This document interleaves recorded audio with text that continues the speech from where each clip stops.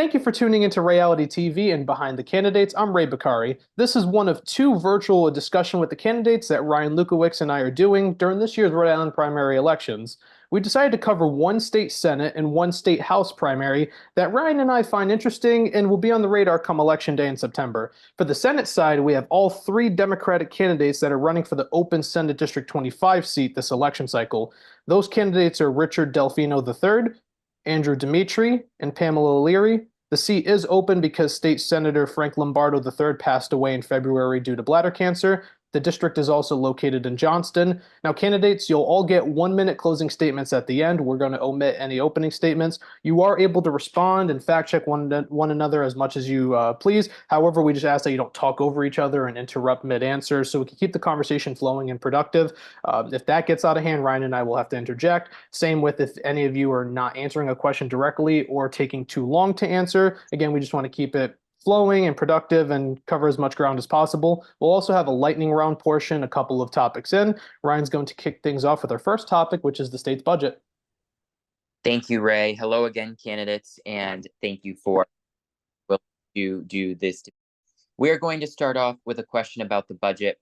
This year's budget was an astounding $14 billion, and estimates for next year are saying that this number is going to have to be lower. I'm wondering, and we're going to start with Mr. DelFino on this, then we'll go to Mr. Dimitri, and finally Miss Leary, and then we'll alternate the order from there. But Mr. DelFino, you will be up first for this question. It's a two-part base question, and then if time permits, we will ask follow-ups. How do you feel about the price tag of the $14 billion budget right now, and assuming that number will have to be lower due to projected deficits next year, what programs will need to be cut as a result of that? Yeah, so thank you. I think relative to the price tag of the budget, the state saw a healthy budget surplus, operating surplus last year. So not necessarily concerned about the overall amount, especially when we're not talking about any across the board tax increase. So I think the state has done a good job of maintaining and managing the budget. I think it's been a great process between the governor and the General Assembly leaders to ensure that our budget is addressing the needs without raising taxes or doing any or eliminating programs that folks rely on or need. As part two of the question is relative to cutting programs. That would be an issue that would come up relative to the budget process. I wouldn't be comfortable suggesting that we cut any programs at this point because I think the state is heading in the right direction, and any opportunity, any opportunity you have to continue funding programs that are addressing the needs of the people of the state of Rhode Island, I would suggest that we continue. Okay, we can circle back on a couple of those things if we have time, but Mr. Dimitri, do you feel as warm and fuzzy about the budget outlook maybe as Mr. Dimitri, and do you think that any programs will need to be cut? Thank you, and thank you, Ray and Ryan, for having us on. So as far as last year's budget and the projected lower amount this coming year, I think obviously some of the ARPA and COVID funding played a part in that last year. Regarding the budget amount for this coming year, I think that is probably a optimistic, but also a realistic number, considering that we may not have all those funding sources that we have had in the past, including the COVID funding, in the same amounts. As far as cutting any programs or cutting any funding resources, I would agree with Mr. DelFino. I don't think I'd be able to say that competently at this time as far as what would need to be cut without taking a look at it from the legislator. Ms. Leary? Hi, guys. Thanks for having us. I'm so excited to participate in this. As far as the state budget goes, I know that with the influx of the ARPA COVID money, it certainly left us in a great place. Unfortunately, some of those dollars are being used for operating costs, which really isn't a realistic way going forward because that funding will run out. Working for state government, I can tell you there's a lot of redundancies that were created, agencies that sometimes are doing the same thing and not even realizing it. I think that there is definitely room for some of those things to be cut. Again, I am not the be all and end all of saying what those redundancies are, but they're there. And I think that perhaps adding in a line item veto would be super helpful. I've gone and testified for that for years. I think that would help cut some things without perhaps affecting services to people. Well, I'm glad you brought that up, Ms. Leary, because that is one of our follow-up questions for this section. As all of you know, there have been proposals in the past to introduce the ability for the governor to have line item veto power in the state budget. Ms. Leary, you are yes to that, correct? I am a yes to that. Yes, sir. Okay, Mr. Dimitri, how about you? Quickly. I would disagree with that. I'm not in favor of a line item veto. Any reason? I think the way that it's done now, I think has been working out well for the state. Considering all things, I think giving the governor the power to unilaterally go through and line item veto, I think takes some of the balance away from the General Assembly, which I would not agree with. Mr. DelFino?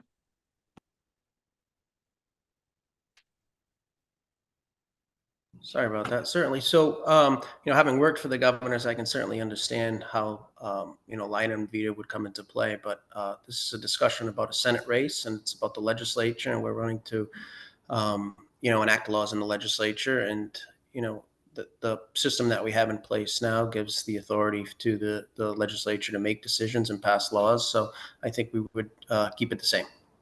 So that's a yes. That you, or a no. No, I wouldn't advocate for a line item veto as a member of the state Senate.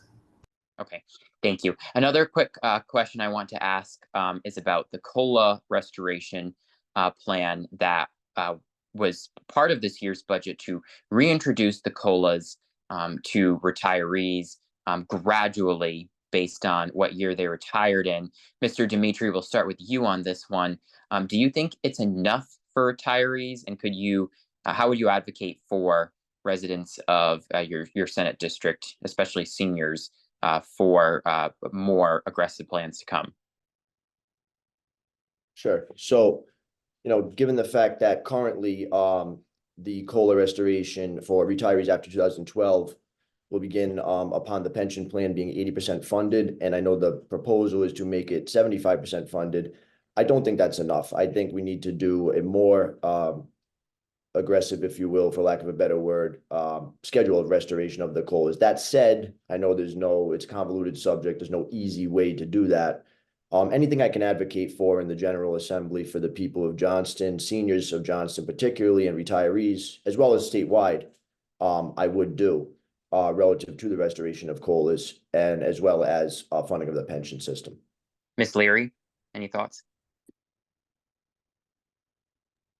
Yes, I totally agree with Mr. Dimitri on this one. I think we can do better with this. I think we can come up with some kind of funding. People signed up for the job that they did for years. Myself, looking down the barrel of retirement in the next few years, I can tell you that in this particular current economy, I couldn't survive without some kind of raise or ability to earn more money. And as someone that was older and retired, I can't imagine that between the cost of medications and things like that out of control right now, the cost of groceries out of control right now, I can't imagine that you couldn't survive without a raise. So I think a little more needs to be done for our older population. Thank you. Mr. DelFino, last word on this? Absolutely. I am in full agreement with restoration of the COLA. I'm working closely with the COLA Restoration Group. I'm advocating on their behalf. As a member of the state Senate, I would wholeheartedly advocate for COLA restoration. I think the legislation that was passed was totally unfair, and I believe that they deserve restoration of their COLA.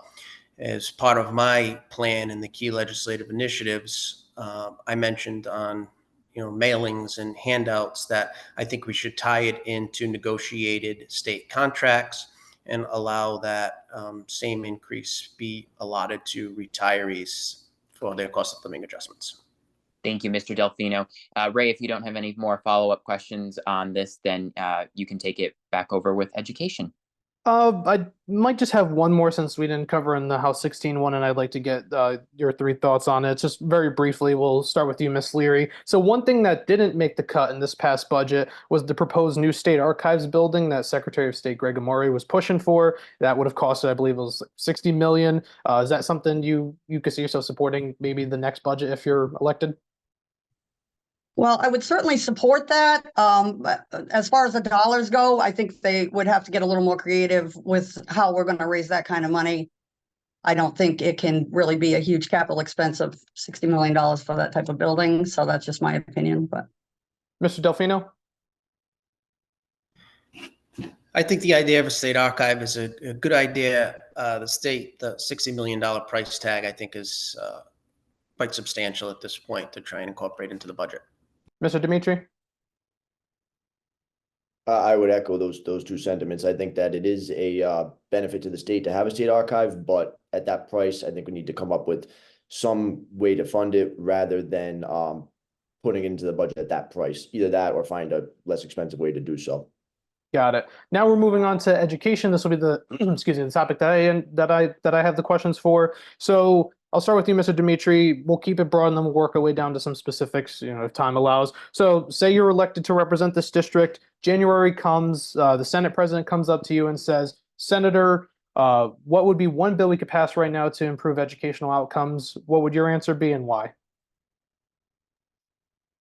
So Ray, I'd be in support of anything that improves funding for education, particularly grades K through 12, grade school through high school. I think we need to also address the funding formula is one particular thing that's I've been looking into, thinking about. So I believe it's 1/3, if I'm not mistaken, of students are MLL learners at this point. And the current funding formula does not address that adequately to provide funding for those programs. I think there's big room for improvement in that, as well as special education programs. I know from talking to parents of Johnston students alone, there's been lacking funding in that area. So that's something else I'd like to address. So restructuring the funding formula? Yes. Mr. DelFino?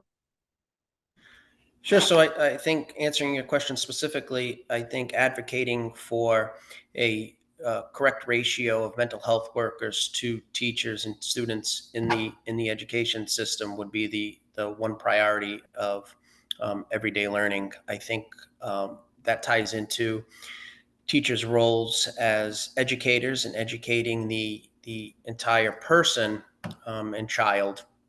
But I also think there are a lot of outside influences that require additional resources. So if you're looking for one of quite a few, I think that would be one of the top priorities, because I think it circles back and translates into ensuring kids are coming to school, kids are participating in extracurricular activities, whether it be the arts or music or sports, which I think all play a role in the development of our students and our children.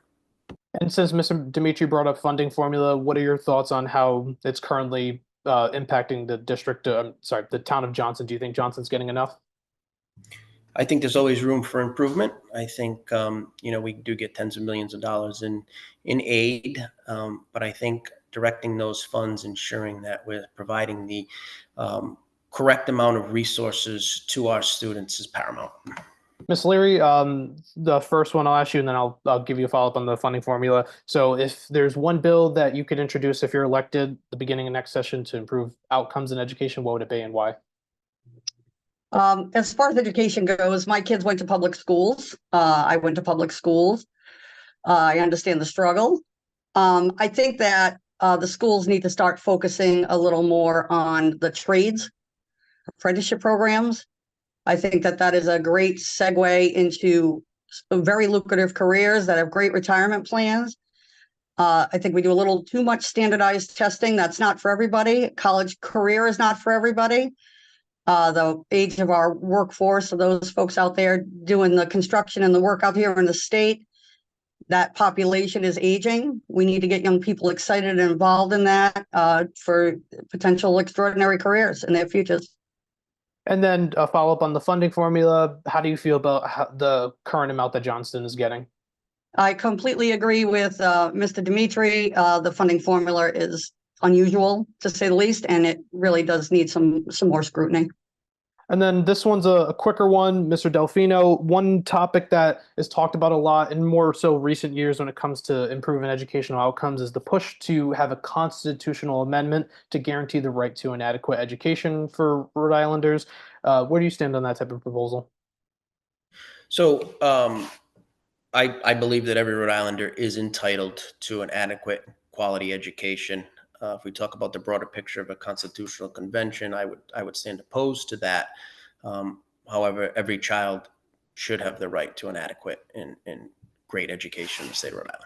So you support the idea for the amendment for that specific idea? Yes. Got it. Ms. Leary, same question. Yeah, I also agree with that amendment. As a worker at DCYF, I see some unusual court orders for children to be bused all over the place. I think that we could do that a lot better, and I would agree with an amendment. Mr. Dimitri, same question.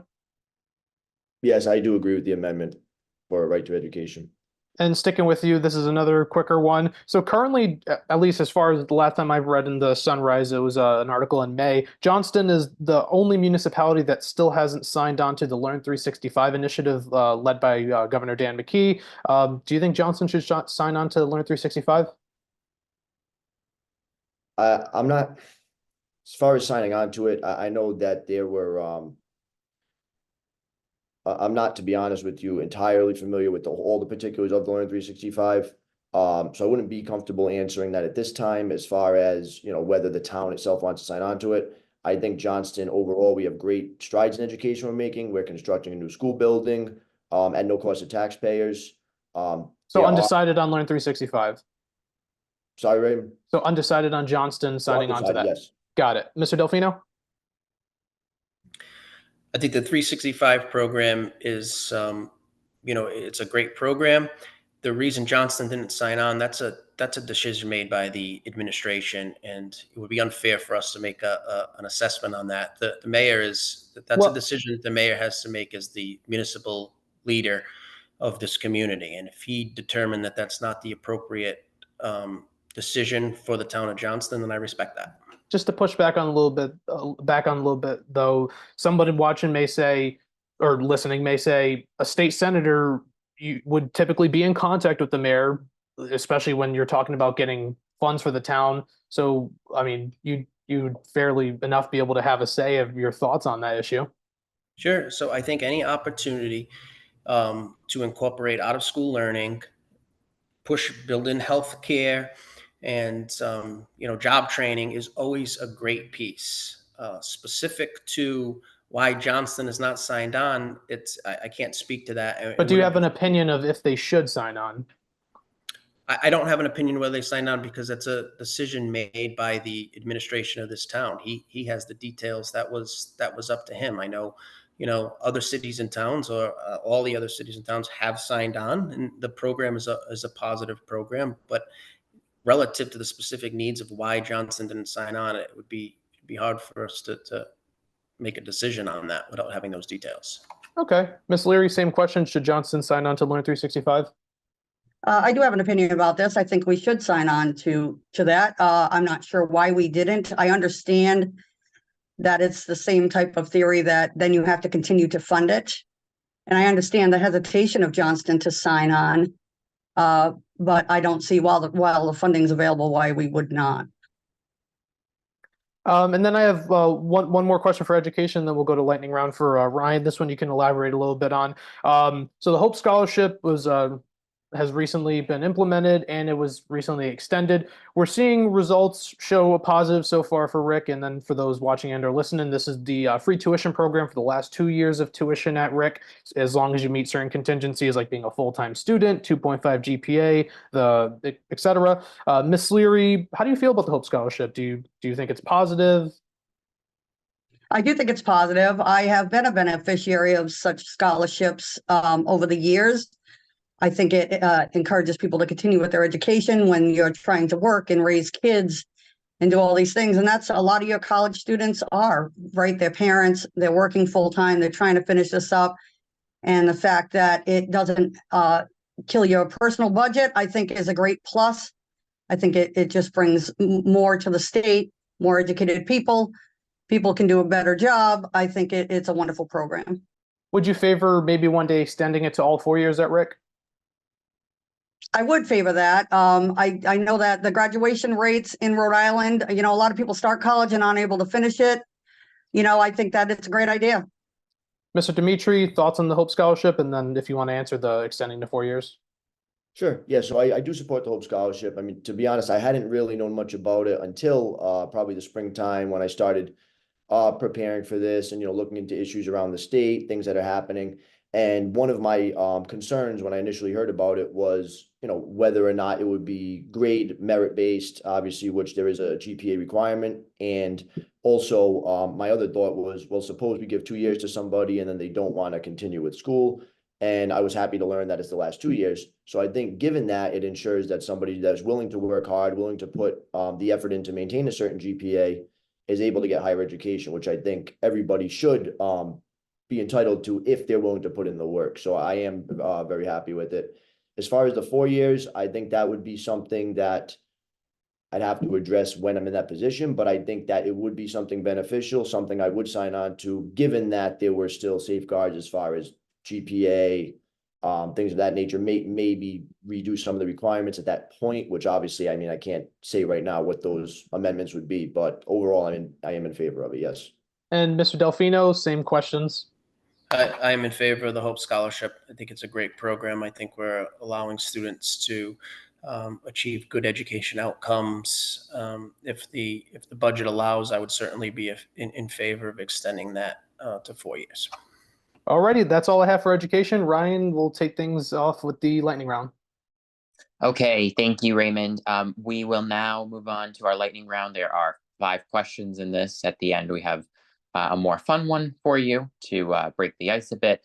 Mr. DelFino, I'll start with this, and then as we've been doing, I'll continue to alternate the order.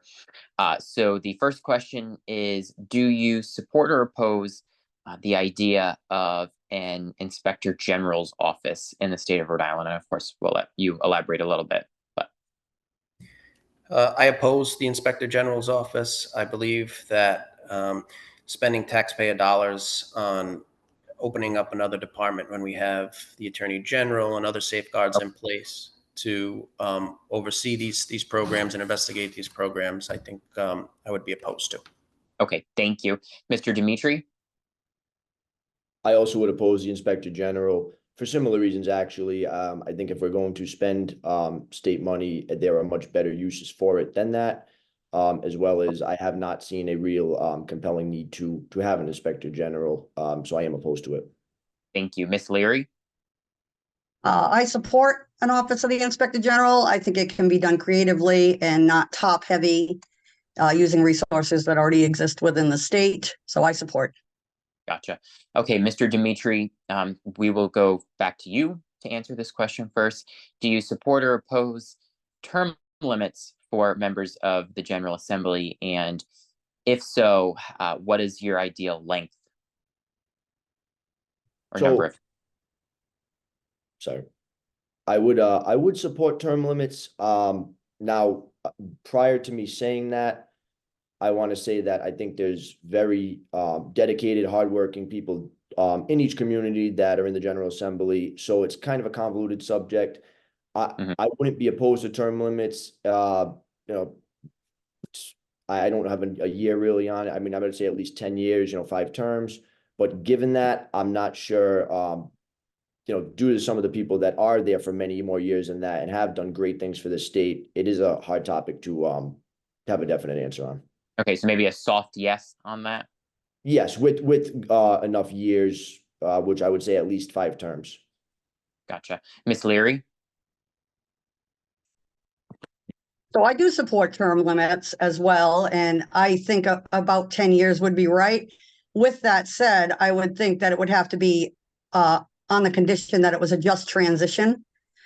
I agree that we have lots of hardworking folks that have been there for years. That's to the state of Rhode Island's benefit that we have folks that have in powerful positions sitting on great committees that bring us lots of great resources. So if it wasn't on a national level where it started at a certain point and grandfathering in the folks that are already there and then kind of just transitioned out, I agree with term limits.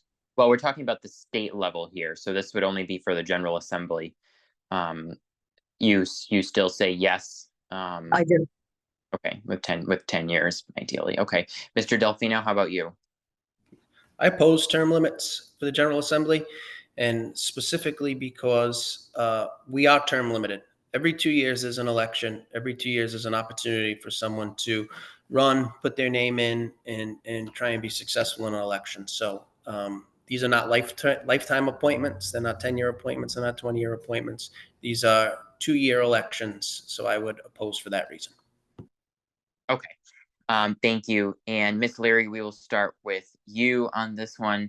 The next question is, do you support or oppose a constitutional convention happening in Rhode Island? It will be on the ballot in November, just to say yes or no if a convention is happening, just to give some background to the listeners. But do you support or oppose that? I oppose a constitutional convention. I think that in this particular election cycle, there's a lot of big money involved. There's a lot of dark money involved. I fear that it opens the door and it's a slippery slope. And I just think that the timing is not quite right for a constitutional convention. Okay, thank you. Mr. DelFino? I too oppose a constitutional convention. I think it does open up a can of worms, and I don't think this is the time to have one. Yes, I know you alluded to that earlier, so thank you. Mr. Dimitri? I oppose a constitutional convention.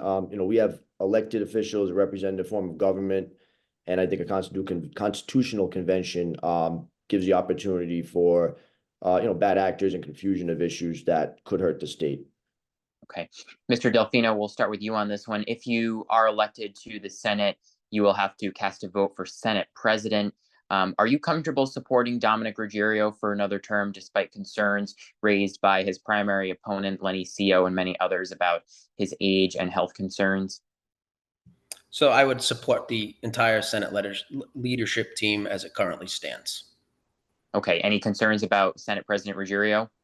No, I would support the Senate President, Senate Majority Leader Pearson, Senate Whip Lawson. Okay, Mr. Dimitri? I would 100% support Senate President Ruggiero and the leadership team. I think in my last answer to the term limit question, that's actually one of the people that come to mind to me, which makes it such a hard question. He's been up there for decades and he's done a phenomenal job for his district as well as the state of Rhode Island. I have no concerns about his continued leadership, and I hope he remains in that role. Ms. Leary? Yeah, I echo those sentiments. I fully support our current leadership. I think they did some great work this last session, and fully support. Okay. Mr. Dimitri, we'll start with you for our more fun question. What is your favorite restaurant in Rhode Island? And of course, bonus points if it's in Senate 25. Going to get me in trouble with my family over here, Ryan. So I'll start in Johnston. I have two favorite restaurants. John is on Killingby Street, an Italian restaurant, and Bar 101, both of which I've gone to for years. In all of Rhode Island, another family, one of my family members owns Andino's in Providence. That would probably be my other favorite restaurant in all of Rhode Island. Okay, good choices. Ms. Leary? Again, bonus points. I'll take the bonus points. Strings in Johnston is one of my favorite places to go. Food's phenomenal. The music's great. The owners are local. I enjoy going there very much. Statewide, I'm a seafood girl, so I would think probably George's of Galilee. Oh, good choice. Okay. Mr. DelFino? So Johnston, District 25 would be Barlino. That would be my choice in Senate District 25. Gotcha. Okay. Thank you all for those quick but good answers for the lightning round section. And always fun to hear about everyone's favorite restaurants. As we always say, Raymond and I have plenty to try after, especially when we get to Johnston. So thank you again. Now we will move on to our fourth topic, which is healthcare. So the base question, again, it's two parts. Has the General Assembly done a good enough job in your mind taking care of Rhode Island residents to make sure that they are living healthy lives? And then how concerned are you about primary care physicians leaving the state of Rhode Island? Ms. Leary, you're starting on this. Sorry about that. No, that's okay.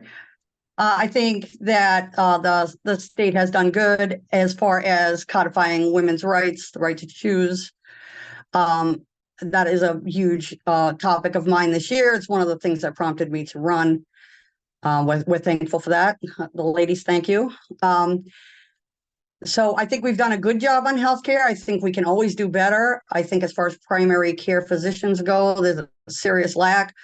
I am very lucky to have a great setup where I am. I got lucky with my primary physician right here in Johnston, but I know a lot of people, the wait times are extraordinary. We need to do something a little different. And I think that the school is a great idea where they were saying, we can start a school for physicians and give them incentives to stay in Rhode Island and practice. I think that definitely deserves some looking into. And just create more bandwidth for people so that people aren't waiting so long. Okay. Are you talking about the idea of a proposed medical school at URI? I am, yes. Nice. Mr. DelFino, we'll go to you. Feel free to answer the base question, and then also let me know if you support or oppose the idea of that URI medical school, since Ms. Leary brought it up. Yeah, so I think the General Assembly has made great strides in trying to deal with the lack of physicians and quite honestly, not only primary care physicians, but dentists as well. So, a program that the nonprofit I work for does is a residency program for dentists that allows dentists that are in their residency stage of medical school are helping to see patients, which is allowing for more children to get dental care. So I think using that model for doctors, I think would make sense in getting people, more access to primary care. I think there's a great need out there. I think the need's not going to go anywhere. And I think we need to invest quite a few resources in doing so. And, I know the General Assembly made strides in doing that last year with allowing nurses to practice while taking exams and doing other programs where we're ensuring that folks are getting the resources they need, whether it's, increasing Medicaid rates or the such, to ensure that everyone is given quality primary care and dental care. And as far as a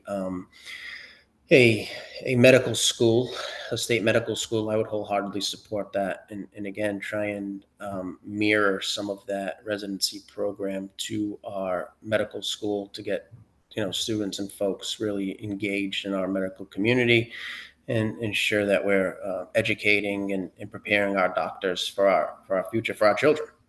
Okay, thank you. Mr. Dimitri? Yes, I think the General Assembly's done a good job of addressing healthcare in Rhode Island, but I think there's always room for improvement. I think Medicaid reimbursement is something that was worked on last session, and I'm sure there's room for improvement in order to incentivize doctors to stay in Rhode Island. Also, I think one of my colleagues mentioned the legislation to help nurses getting out of school to be able to practice early. I fully agree with that. Is also the providing of safety equipment, hospital equipment, and address staffing shortages with nurses in the hospitals as well as doctors. I think are all things we can have room for improvement on. But overall, I think the General Assembly has done a fine job last session, and hopefully we'll continue that work. Okay, Mr. Dimitri, if I could just have ask a quick follow-up on your thoughts about the medical school at URI, if you want to comment on that. I'm sorry, Ryan, what was the question on the medical school at URI? Just if you support it and how you imagine it would be implemented. Oh, I would support it. And without knowing all the particulars of the proposed funding and whatnot, I think we have Brown Medical School.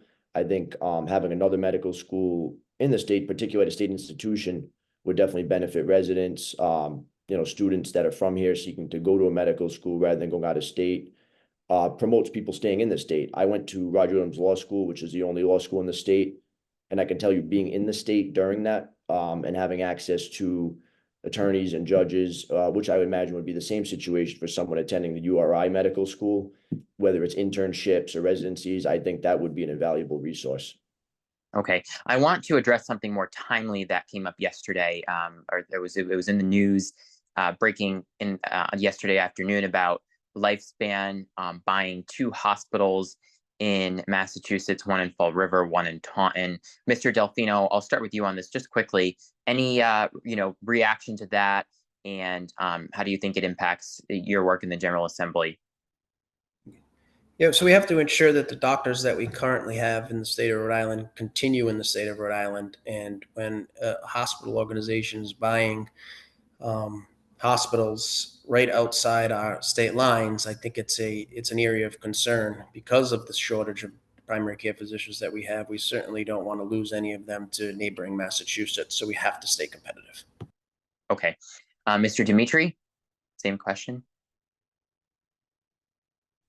I agree. I mean, considering that Rhode Island and Massachusetts, particularly, I think you mentioned Fall River, are so close. If you're a medical professional graduating from a medical school, whether in Rhode Island or Mass, and you're debating where to go, I think we do need to offer incentives to medical professionals to stay in Rhode Island. Anything we can do to keep them here, keep them contributing to the economy and the tax base, and hopefully contribute to the community, the people needing their services in the healthcare field. Ms. Leary? So yes, breaking news yesterday. I did see that. And I think that, for-profit hospitals are a little bit of a dangerous game. I think that in order to keep people's health care safe, the Department of Health does a great job on that. They have a lot of regulations already in place. They have the ability to prevent us losing ground on things like that. There is a lot of oversight on that. I don't know that going over the line to Massachusetts to a sister hospital would be so terrible, but I would prefer to keep the dollars here in Rhode Island. I think the more healthcare we have, the better. So. Okay, thank you, Ms. Leary. Raymond, I will pass it back to you to finish up healthcare and move on to infrastructure. Yeah, so Mr. DelFino touched upon it a little bit, talking about dentists practicing in Rhode Island, and that actually prompts a question I wanted to ask you three about. I'll reference the bill, but it's fine if you don't know about it because we could just talk about the issue at hand. Like primary care physicians, there's also a dentist practicing in Rhode Island crisis where there's not a lot of dentists choosing to practice here that are freshly coming in, and then the ones that we currently have are aging out. One solution that was presented by the Rhode Island Dental Association, they lobbied hard for this in the bill, was to essentially bring more of the premium dollars spent to actually go toward patient care. I'll start with you, Mr. DelFino, since you alluded to dentists earlier. Do you have any thoughts on a proposal like that? For Fair Share for Dental Care Act, they were like mandating 85% of the premium dollars going to care. Yeah, I think as much money that we can put into care, the better. Any opportunity we can, especially we're seeing a need for pediatric dentistry, in my field. So I really feel that any money we can put into, the services of providing dentistry is important. Ms. Leary? Yeah, I agree with Mr. DelFino on this one. Any dollars that can go into that would be great. So I agree. Mr. Dimitri? Totally agree. I think, people pay premiums and a lot of times don't see much benefit from it. So I think any money that we can put into actual patient care is something that would definitely benefit the state of Rhode Island and the people, obviously. And sticking with you, Mr. Dimitri, this one I didn't have written down, but it just came to mind and we're doing a little bit good on time, so I'll ask it. How do you feel about like Rhode Island having a single payer healthcare type system or like Medicare for all in the state? So without seeing a particular piece of legislation in front of me, I can't really give you a definite answer. I mean, ideally everybody would have healthcare, right? I think that insurance premiums are far too high. I mean, I'm self-employed. I pay my own health insurance.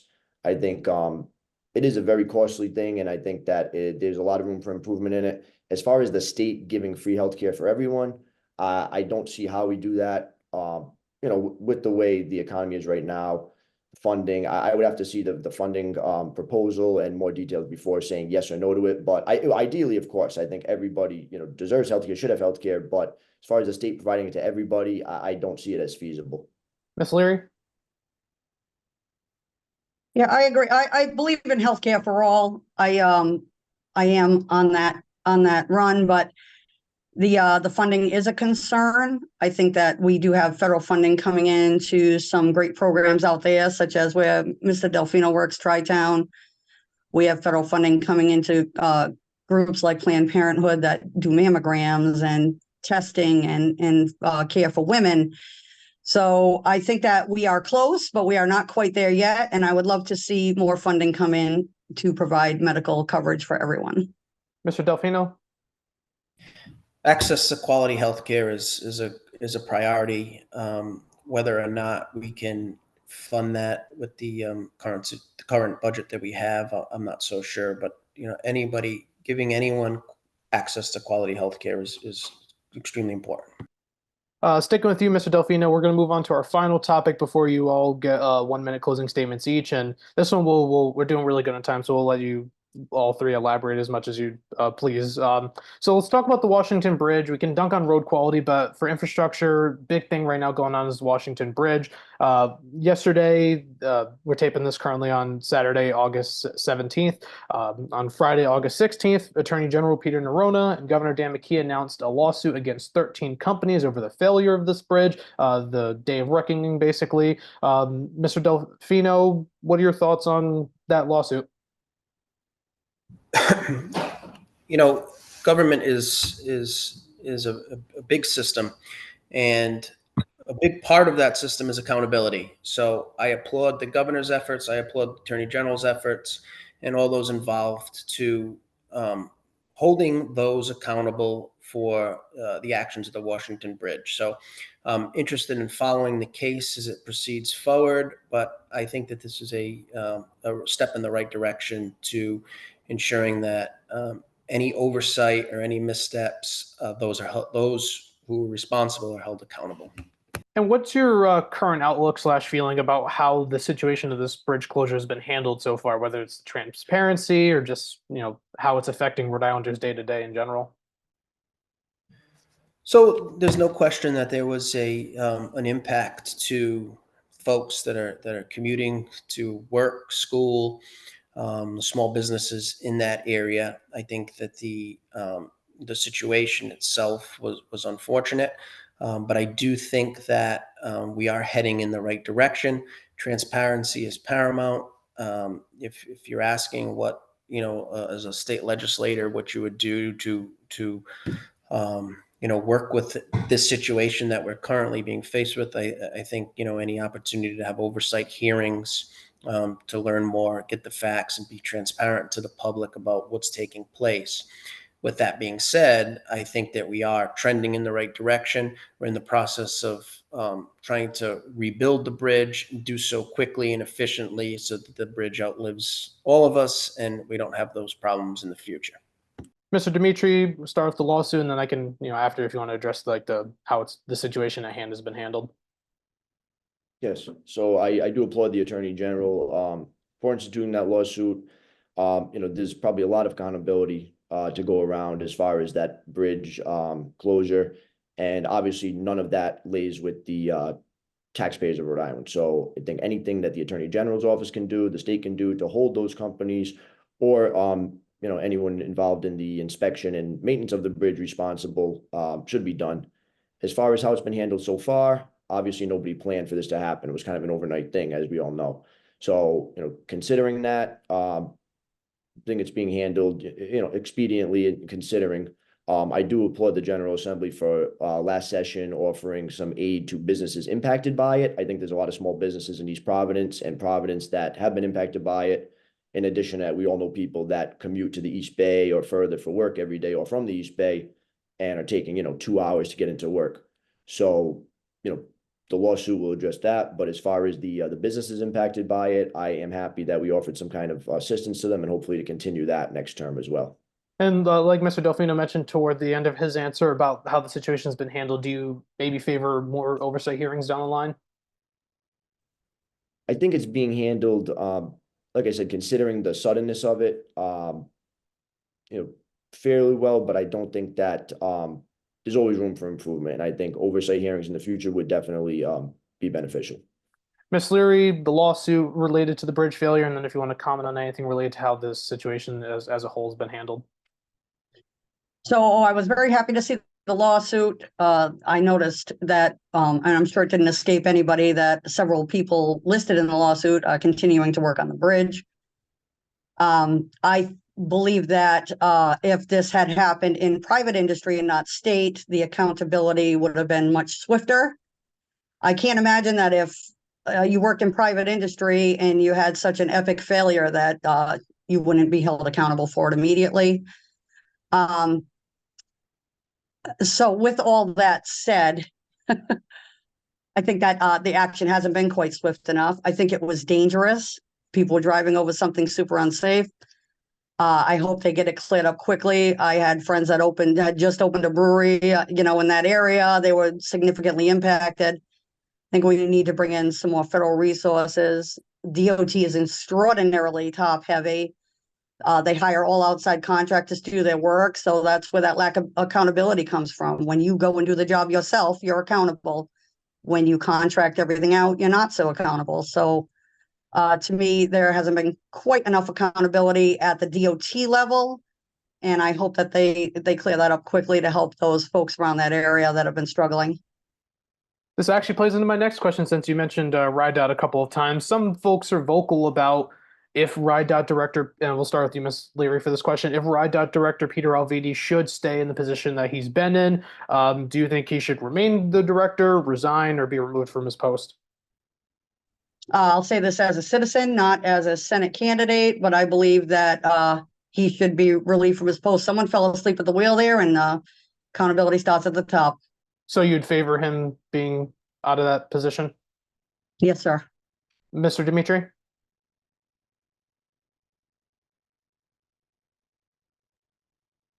As far as Director Alviti, I'm not comfortable saying he should be removed from his post at this time. Like I said, there's accountability, no doubt accountability all around on that bridge issue. And again, none of that lies with the taxpayer. That between the Department of Transportation, the administration, certainly there's fault to be found, and I'm hoping that the Attorney General's lawsuit gets to the bottom of it for the actual culpable parties. But I'm uncomfortable at this point saying that one individual should step down. So are you undecided on that question at this point? At this point, yes. Mr. DelFino? Pending the information that comes out with that lawsuit and the investigation, right? Got it. Mr. DelFino? So I've always found that Director Alviti has been very responsive to the needs of the community. I worked closely with him as worked in the governor's office. Government is big. There's a lot of people that are working in government. I have the full confidence in Governor McKee to hold the people that he appoints accountable. If the governor feels that accountability lies with someone at the Department of Transportation, I'm sure he would take swift and immediate action. The governor has said that he's put his support in Director Alviti, and I trust that that's the best decision for the people of the state of Rhode Island. So you personally support Director Alviti staying in the position? I do. I support him staying in the position, provided, based upon that he's currently in the position and the governor has put his support behind the director to do what's right. And I've found that, the Director of Transportation has been, responsive to the needs of the community. And, if the governor finds that accountability lies with the Director of DOT, again, I'm confident that he will make the appropriate actions. Shifting away from the Washington Bridge, I want to shift to a Johnston specific infrastructure related question. It's actually funny enough, we covered a district in Cranston for the other discussion with the candidates that we did. Similar to Cranston, Johnston has had issues with flooding. Sticking with you, Mr. DelFino, for this question, how would you go about helping improve the floodwater infrastructure in the town if you're elected? Sure. So I had some experience working with flood zones when I was a member of the Johnston Town Council. We had an area in town that we worked closely and diligently with the federal government to purchase homes and ensure that we're putting our stormwater and moving water to the appropriate places throughout the town. We've struggled over the past few years with some areas of flooding, whether it be Belfield Drive or off of River Drive, the area that I'm speaking of. But I think that the leadership of the town of Johnston, the mayor's office, the council has worked diligently with their partners in government to ensure that we're receiving the funding appropriately to alleviate the concerns, whether it be purchasing houses, whether it be improving our infrastructure of storm drains and moving that water to the appropriate places outside of people's backyards and homes. So continued advocating for more funding, or if I have that right? Sure. I think we need to advocate. I think we need to have that open line of communication with our, especially our federal partners. And I'll be on the forefront of advocating for improvements to our flood areas to ensure that people's quality of life is not affected by flooding and stormwater. Ms. Leary, if elected, how would you go about helping improve the floodwater infrastructure in the town? Well, after working for the state emergency management since the 2010 floods, I worked there from 2010 to 2016. And I did manage all the mitigation funding and flood recovery money that passed through to the cities and towns for this exact thing. I can tell you that Johnston does leave a lot of money on the table with mitigation money. And I think that just knowing that, I could be super helpful to bring more of those funding resources and notices to the town so that they were more aware of them. It is a big problem here. Every time it rains, Atwood Ave is underwater. There are monies available to mitigate these things, so I would help the town to go after those dollars. Mr. Dimitri, same question. Thank you. So I grew up in the western part of Johnston, up Route 6, and there's a neighborhood somewhat behind where I grew up that is inundated with flooding almost every time it rains, to the point where people are moving out, as well as I think Ms. Leary mentioned Atwood Avenue, an area of Greenville Avenue. I think the mayor and the town council, they have been working diligently, doing all they can, but I think from the state legislature, securing more funding for that type of mitigation and prevention, as well as a comprehensive flooding plan, I think would definitely benefit the town and other surrounding communities that have flooding issues. That's all the questions that Ryan and I have for this discussion. Now we're going to let all three of you get a 1-minute closing statement. Starting with you, Mr. Dimitri, consider this your elevator pitch to a voter in Senate District 25 who will be heading to the polls in September. You have 60 seconds. Sure. Thank you, Ray. And again, thank you, Ray and Ryan, for having us. Thank you to my colleagues for joining me. So I grew up in Johnston. I live here. My family lives here. All my friends live here, essentially. Just bought my own home here. I am invested in the community. By trade, I'm a lawyer, a practicing attorney. I'm self-employed. I also do some legal work for the town of Johnston with the police department and some other areas. So in that role, obviously, crime prevention and prosecution is important to me, as well as obviously small business support. Anybody that knows me, I'm at local small businesses multiple times a week out to eat, getting a coffee. Seniors, protecting the seniors of our town, the retirees. They worked hard their whole lives and deserve to be protected in their retirement. First responders, I work very closely with the first responders in that law role, and I believe providing them equipment and training is absolutely important, as well as obviously labor and development, bringing jobs in, keeping the tax base steady, and providing money to the town. And I don't pretend to know, every issue or every answer to every issue, but I'm eager to do everything I can, learn anything I can, and support my hometown. Thank you, Mr. Dimitri. Next up is Ms. Leary. You have 1 minute. Again, thanks for having us. I'm very excited to participate in this forum. First and foremost, I wanted to offer my condolences to the Lombardo family and friends, and just say that out loud. I was sorry to hear of his passing. He was a great leader. You have 3 very different candidates in front of you, all of us pretty well qualified. I wanted to mention my endorsements. I am lucky to be endorsed by the Rhode Island Building Trades, which is the hardworking union folks of the town of Johnston. I am proud to be endorsed by Planned Parenthood Votes, which will continue to protect women's rights.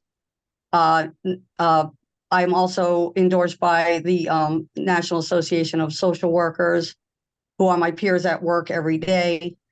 I continue to work hard every day at my job. I want to bring some of that to Johnston. I have 30 years of experience from construction to the service industry to now government work. I've worked with FEMA and the federal government as well. I'm an emergency manager. I know how to handle situations. I'm not reactive. I tend to be proactive. I'm a mom, I'm a Grammy. I threw my hat in the ring here because I thought this election was so important. I think it's just time for something a little different. And I want to bring that experience to our taxpayers here. And I implore you to consider that when you go out and vote. Thank you, Ms. Leary. Mr. DelFino, you have your 1-minute closing statement. Yeah, thank you guys for having us. This was enjoyable. I'm glad we got an opportunity to get in front of everybody and talk about issues. And, this election's important. But, I asked the people of District 25, town of Johnston, for your support in the upcoming primary. We've come from 5 generations of DelFino family. I've lived, worked, and contributed to the Johnston community. Grown up on Simmonsville Avenue, I've lived here my whole life, as have the 5 generations before us. And my commitment to community, my experience in government, and that longstanding passion for public service gives me the advantage of promoting an effective legislative agenda on behalf of those that I represent. My involvement in the community, I'm a member of the executive board of Johnston Little League. I'm the chair of the Johnston Smithfield Juvenile Hearing Board. I serve on paralegal advisory board, a local area advisory council. And I'm sorry, Ray, I thought you were gonna butt in. Did you want to? Well, we're at 1:15, so I want to make sure we get to the proper time. Oh, sorry. So, I have the advantage of working in government, working for the last 3 governors, being elected to the Johnston Town Council, and I'm the candidate in this race that can advocate for the middle class, advocate for seniors, working families, the children, and the people of the town of Johnston. I will work diligently, responsibly, and I will represent the people of our community with distinction, work hard, and earn the right to represent you in Rhode Island Senate District 25. I appreciate your support and look forward to speaking with you soon. Okay, that's all the time we have for this discussion with the candidates. Thank you again to all 3 candidates for giving us your time for this, and thank you again for watching and or listening to this discussion with them. If you haven't already, please click the subscribe button down below on YouTube and follow the Behind the Candidates podcast on wherever platform you listen to your podcast. You can also find our discussion with the House District 16 Democratic primary election candidates on the same platforms and in the various descriptions below. Remember, early voting is beginning on August 21st, and it will go until September 9th. Election day itself is on September 10th. You can find all the information you need, such as what district you're in, how to vote, and more regarding the election timeline for this year on vote.sos.ri.gov. For Ryan Lukowicz, I'm Ray Bakari. Have a great day, everyone.